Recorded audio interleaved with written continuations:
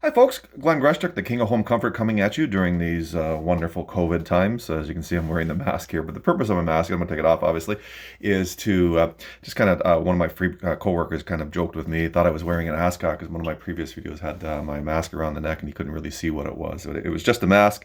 I don't wear an ascot. I'm not from Scooby-Doo, the era and that type of thing.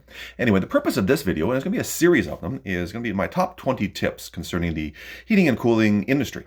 All right. Today I'm going to start off with one that's, and again, these won't be in any particular order, but I'm going to start off with one that I think that is kind of very important, especially lately, is the area of maintenance. Maintenance is seems to be kind of a thing that people do, or sometimes they do, sometimes they don't, right? And I've often wondered why. So that's why I want to start with the why. Why wouldn't you do a maintenance? Well, the only thing I can think of is you wouldn't want to put the initial small little investments to have your equipment maintained, cleaned, and professionally done, right? That's the only reason I can see why not. The reasons why you should are tremendous. Number one, I'm going to ask is, how long do you want your heating, cooling, indoor air quality, hot water tank, anything inside your home that's mechanical, how long do you want it to last? Now, I know a lot of people out there, well, forever, Glenn, I want it to last forever. But as we all know, I can't think of one thing that lasts as long as what they used to be. I recently had an issue with a 5-year-old TV set that had to be replaced. Again, today, things just definitely don't last as well as they used to. Today, heating and cooling equipment are designed for quietness, safety, efficiencies. Not much else, really. I mean, you're lucky to get 15 years out of equipment. So if you want to get as long as you possibly can out of your equipment, you want to have it professionally maintained. You're also talking, you're playing with gas, you're playing with electricity.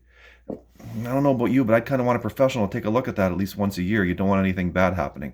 You hear stories all the time about carbon monoxide leaks and people having issues with that. Things conking out in the middle of the night, right? Because Murphy's Law. When will equipment break? Probably when you need it the most, right? On the hottest day in the summer, the coldest day in the winter, on a holiday, a weekend, Christmas time, New Year's Eve, July 1st, whatever it might be. It's never a good time for having something to break. And how can you do that? Is you want to have it maintained. So if there is an issue, it can be brought into your attention earlier rather than later, and it can be fixed. That's another thing you can get done with maintenances.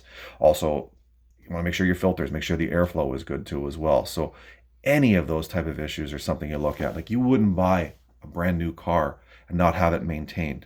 And the reasons why? Well, a lot of reasons. Number one, you got your warranty issues, right? If you want a warranty, you have to show that you've done proper maintenance on that vehicle, or the warranty is null and void. And I've had a friend in the past that couldn't prove one oil change on his 2-year-old vehicle, and his transmission failed, and they would not repair that transmission. Very, very costly mistake to have that. So people at least get oil changes done. Why do they do this?